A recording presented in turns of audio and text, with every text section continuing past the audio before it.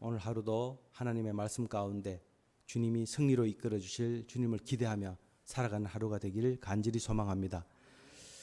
스가랴서는 바벨론 포로에서 고국으로 돌아온 이스라엘 민족에게 스가랴라는 이름의 의미처럼 여호와께서 기억하셨다라는 의미를 지닌 포로 귀환 후에 선지자로 기록된 책이며, 또 동일한 시기에 활동한 학계 선지자가 성전 재건의 시작을 다루었다면 스가랴는 성전의 완공과 성전이 여호와 하나님과 백성의 미래를 위해 지니는 의미에 초점을 맞추고 있습니다. 그중 3장은 대제사장 여호수아가 사탄의 고소를 받고 여호와의 천사의 변호를 받는 환상을 통해 죄인이 어렵게 되는 과정을 보여줍니다. 스가랴서는 8번의 환상을 보여주죠. 그 중에 4번째에 해당이 되고요. 이 환상은 율법 아래 억압받던 이스라엘이 메시아를 통해 구원을 얻고 새로운 시대를 맞이하게 될 것을 예언합니다. 제가 1절부터 우리말 성경으로 좀 쉽게 한 절씩 읽고 말씀을 드리겠습니다. 1절입니다. 여호와께서 이것을 내게 보여주셨다. 대제사장 여호수아가 여호와의 천사 앞에 서 있고 사탄이 여호수아의 오른쪽에 서서 여호수아를 고소하고 있었다. 이 여호수아는 민족을 대표하는 인물로 사탄의 참소로 하나님 앞에서 그 정당성 여부를 판가름받게 되는 장면을 보여줍니다. 이는 욥기서에서 우리가 잘 아는 것과 같이 사탄이 욥의 신앙은 참 신앙이 아닌 환경에 따라 바뀌는 일시적인 신앙이라 참소하는 모습이 떠오릅니다. 베드로전서 5장 8절의 말씀에 근신하라 깨어라 너희 대적 마귀가 우는 사자와 같이 두루다니며 삼킬 자를 찾느니라 라는 말씀처럼 사탄의 사명은 믿는 사람들로 하여금 대적하고 신앙의 고민을 더해주는 존재임을 우리는 잊어서는 안 됩니다. 2절입니다. 여호와께서 사탄에게 말씀하셨다. 사탄아 나 여호와가 너를 꾸짖는다. 예루살렘을 선택하신 여호와가 너를 꾸짖는다. 이 사람은 불에서 꺼낸 거슬린 나무 토막이 아니냐. 2절 말씀 중에 불에서 꺼낸 거슬린 나무, 이 나무는 대제사장 여호수아를 대표로 하는 이스라엘 민족을 가리킵니다. 아모스 4장 11절에 내가 너희 중에 성읍 무너뜨리기를 하나님인 내가 소돔과 고모라를 무너뜨림 같이 하였으므로 너희가 불붙는 가운데서 빼낸 나무 조각같이 되었으나 너희는 내게로 돌아오지 아니하였느니라. 여호와의 말씀이니라.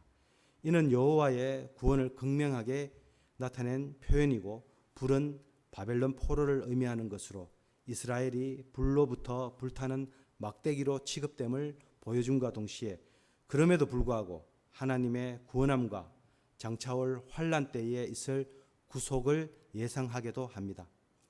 3절입니다. 그때 여호수아가 더러운 옷을 입고 천사 앞에 서 있었다. 더러운 옷은 당시에 죄와 허물로 가득한 이스라엘 민족을 상징합니다. 이사야 64장 6절의 말씀에 무릇 우리는 다 부정한 자 같아서 우리의 의는 다 더러운 옷 같으며 우리는 다 잎사귀같이 시들므로 우리의 죄악이 우리를 바람같이 우리를 몰아가나이다. 요즘에 저는 몰아간다, 휩쓸린다 이런 말이 참 예민하게 들리고 민감하게 들립니다. 묵상의 필요성처럼 누군가가 몰아가는 대로 살지 않겠다는 거룩한 저항의 그 목적을 두고 있는 우리 묵상, 우리가 하루도 빠지지 않고 해야 될 것 같습니다. 정말 묵상을 통해 하나님이 나에게 말씀하심을 듣게 되는 오늘 하루가 되기를 간절히 소망합니다. 4절 말씀입니다. 여호와께서 자기 앞에 서 있는 천사들에게 명령하셨다. 여호수아의 저 더러운 옷을 벗기라. 그리고 여호와께서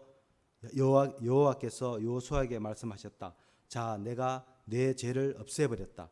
이제 내게 아름다운 옷을 입힐 것이다. 우리가 옷을 벗긴다라는 말은 보통 직위를 해제하고 강제로 그런 어떤 그 사람의 소임을 내려놓게 할 때 쓰는 말이 되겠습니다. 지금 여기서의 옷을 벗긴다는 제사장직을, 그러니까 여호수아의 제사장직을 박탈당했다는 것을 의미할 수도 있지만, 비록 여호수아가 죄로 인해 다시 말해 이스라엘이 죄악으로 인해 그들의 모든 것을 잃어버리고 죄책에 시달린다 해도 여호와의 약속의 말씀은 이스라엘의 죄가를 깨끗하게 하시겠다는 것입니다. 이 약속은 전적으로 하나님의 은혜요, 우리의 옛 사람을 벗기고 새 사람을 입히는 것과 같습니다. 하나님은 택하신 백성들의 죄를 완전히 사하시고 구원과 의로 옷 입히실 것입니다. 이 모든 것은 예수 그리스도의 십자가의 예표를 하고 있습니다. 5절과 7절의 말씀을 제가 계속해서 읽겠습니다. 그때 내가 말씀드렸다. 그의 머리에 깨끗한 관을 씌워 주십시오. 그러자 천사들이 그 머리에 깨끗한 관을 씌우고 그에게 옷을 입혔다. 그동안 여호와의 천사는 그 곁에 서 있었다. 여호와의 천사가 여호수아에게 말했다. 7절입니다. 만군의 여호와께서 이렇게 말씀하신다. 만약 네가 내 길로 행하고 내 명령을 지키면 네가 내 집을 다스릴 것이며 또 내 뜰을 볼 것이다. 그리고 너는 여기서 섬기는 천사들 가운데 자유롭게 다닐 수 있다. 속죄로 인한 결과들을 말하고 있습니다. 그것은 바로 하나님의 통치권에 참여하는 것이며 속죄로 나아가는 하나님의 백성에 걸맞는 자격과 지위를 얻는 것입니다. 하나님의 백성이 누리게 될 삶의 최고의 가치를 말하고 있는 것입니다. 그 조건은 첫째, 내 도를 준행하며 두 번째는 내 율례를 지키는 것입니다. 여호와의 도는 정직하기 때문에 선한 생활과 거룩한 삶을 요구하며 율례는 모세의 법을 따라 맡은 직을 충실하게 감당하고 사는 것을 요구합니다.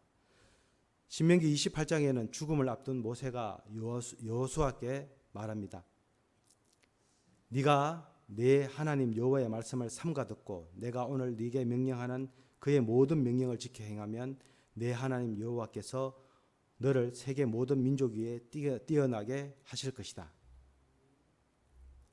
이것은 너보산 꼭대기에서 마지막을 두고 있는 모세가 여호수아에게 한 말과 같은 말씀이기도 합니다. 가나안 정복을 앞둔 이스라엘에게 모세는 너희들이 가나안을 정복하려 그러면 어떤 작전을 써야 되고 또 군량민은 어떻게 또 확보를 해야 되며 무기는 어떤 것을 가져야 되고 이런 말을 한 게 아니라 하나님의 말씀을 대하는 태도를 말씀하신 것입니다. 우리가 세상을 이기는 것도 말씀을 우리가 어떻게 대하느냐에 따라서 달라진다는 것을 우리가 생각해 볼 수 있겠습니다. 8절 말씀입니다. 대제사장 여호수아야, 그리고 여호수아 앞에 앉은 여호수아의 동료들아, 잘 들으라. 너희는 앞으로 생길 일의 표가 될 사람들이다. 보라, 내가 순이라 부르는 내 종을 보내겠다. 종이라는 표현은 메시아이신 예수께서 하나님의 뜻을 그대로 행하여 완전한 속량을 이루실 것을 나타내며, 순은 다윗의 뿌리에서 나올 새로운 싹이신 예수 그리스도를 나타내고 있습니다. 이 말씀은 제가 읽을 두 말씀과도 상응하는 말씀입니다. 이사야 41장 1절의 말씀입니다. 내가 붙드는 나의 종, 내 마음에 기뻐하는 자, 곧 내가 택한 사람을 보라. 내가 나의 영을 그에게 주었은즉 그가 이방에 정의를 베풀리라. 예레미야 23장 5절의 말씀입니다. 여호와의 말씀이니라. 보라, 때가 이르리니 내가 다윗에게 한 의로운 가지를 일으킬 것이라. 그가 왕이 되어 지혜롭게 다스리며 세상에서 정의와 공의를 행할 것이며 라고 말씀하고 계십니다. 스가랴 9절의 말씀입니다. 3장 9절의 말씀입니다. 만군의 여호와가 말한다. 내가 여호수아 앞에 세운 돌을 보라. 돌 하나에 7개의 눈이 있다. 내가 그 돌 위에 이 땅의 죄를 하루 만에 없애겠다는 글을 새겨 놓았다. 돌은 성전 건축에 근본적이고 필요한 기초석이나 모퉁이 돌을 의미합니다. 예수 그리스도를 말씀하고 계십니다. 7개의 눈, 완전수를 얘기하고 있고요. 여호와께서 불꽃 같은 눈으로 감찰하시며 하나님의 전지전능하심을 상징하기도 합니다. 성전 재건의 현실 앞에 성취될 하나님의 약속을 바라보는 것이고, 영원한 대제사장이요 교회의 머리 되시는 그리스도께서 성도들의 죄를 단번에 사하는 사역, 즉 십자가의 못 박힘을 의미하고 계십니다. 계시록 5장 6절의 말씀을 제가 읽겠습니다. 내가 또 보니 보좌와 내 생물의 장로들 사이에 한 어린 양이 서 있는데 일찍이 죽임을 당한 것 같더라. 그에게 7뿔과 7눈이 있으니 이 눈들은 온 땅에 보내심을 받은 하나님의 7영이더라. 아멘. 10절의 말씀입니다.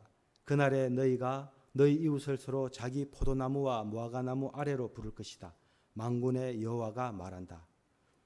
하나님의 소망의 약속입니다. 포도나무와 무화과나무 아래에 있다는 얘기는 영적으로 큰 은혜를 받은 상태이며 메시아가 오심으로 이 땅에 임할 죄의 문제, 그렇게 죄의 문제의 해결과 평화가 이루어진 시대, 하나님의 백성 간의 교통이 원활하고 성도들 사이에 화목이 이루어짐을 말하고 있습니다. 메시아가 오심으로 인해 평강을 얻게 된 하나님의 백성은 마지막 날에 그리스도와 함께 왕노릇하며 세상을 통치하게 될 것입니다. 요즘 뉴스는 미국에서부터 촉발된 관세 문제로 세상이 어지럽고 혼란스럽습니다. 많은 사람이 이것 때문에 어려워들 하고 또 어려움도 많이 겪고 있습니다. 어제는 정말 교회학교 우리 연회는 아닙니다만 호남연회의 직전 회장이신 62세 되신 회장님이 갑자기가 아니죠. 지병이 있으셨는데 돌아가셨습니다. 참 아까운 나이에 돌아가셨습니다. 어제 하는 하루가 좀 힘들었고 좀 많은 생각을 하게 되는 그런 하루였습니다. 사랑하는 성도 여러분, 정말 오늘은 무엇을 향해 달려가십니까? 그리고 또 무엇에 관심과 시선을 두고 계십니까? 이 땅과 이 땅에 속한 것들은 결코 영원하지 않으며 들에 핀 꽃처럼 언젠간 시들고 말 것을 우리는 분명히 압니다. 그렇다면 우리는 무엇을 위해 살아야 할까요? 먼저 우리는 소멸하지 않을 진짜 보물이 무엇인지 분별할 수 있어야 합니다. 그러기 위해서는 무엇보다 예수 그리스도를 통해 하나님과의 관계가 회복되어야 합니다.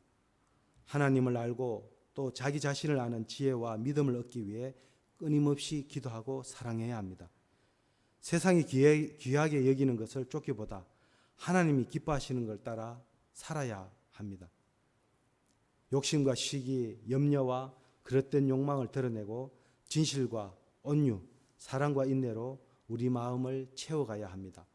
말씀을 단지 머리로만 받아들이지 않고 삶으로 살아낼 때, 그래서 우리가 지금 가진 것을 나누고 사랑을 실천할 때 우리의 믿음은 하나님이 기뻐하시는 보물이 됩니다. 그러면 아마 우리가 원하는 이 지역에서 없어서는 안 될 교회, 하나님이 기뻐하시는 교회가 되지 않겠습니까? 기도하겠습니다. 하나님, 택하신 이스라엘이 불 가운데 있을 때에 은혜사 더러운 옷을 벗기시고 아름다운 옷을 입히시고 정결한 단을 씌우시는 구원의 역사라고 함께 하셨으며 말씀을 통해 함께 하셨습니다. 또한 이런 구원의 역사는 모두 예수 그리스도께 이어져 그의 거룩함과 은혜를 입은 우리 또한 구원의 역사에 쓰게 하시니 감사를 드립니다. 주님, 다시 오심을 믿습니다. 그때 임할 진정한 번영과 평화의 날을 생각합니다. 근황을 통하여 이제 우리가 하나님의 부르다 그의 규례를 지키고 하늘과 땅을 잇는 제사장의 소명을 다하게 하시고 이 땅과 이 소명을 위해 우리의 인생을 기꺼이 낭비할 수 있는 믿음과 용기를 허락하여 주시옵소서. 우리가 사명을 다하고 아버지의 뜻이 다 이루어진 평화와 번영의 천국장치에 만방의 백성들을 초대하여 함께 누리고 예수 그리스도의 이름으로 주님을 하시고 예배를 마치겠습니다. 하늘에 계신 우리 아버지여, 이름이 거룩히 여김을 받으시오며 나라가 임하시오며 뜻이 하늘에서 이루어진 것 같이 땅에서도 이루어지리라. 오늘 우리에게 일용할 양식을 주시옵고 우리가 우리에게 죄 지은 자를 사하여 준 것 같이 우리 죄를 사하여 주시옵고 우리를 시험에 만하게서 나라와 권세와 영광이 아버지께 영원히 있사옵나이다. 아멘. 우리 주여 세 번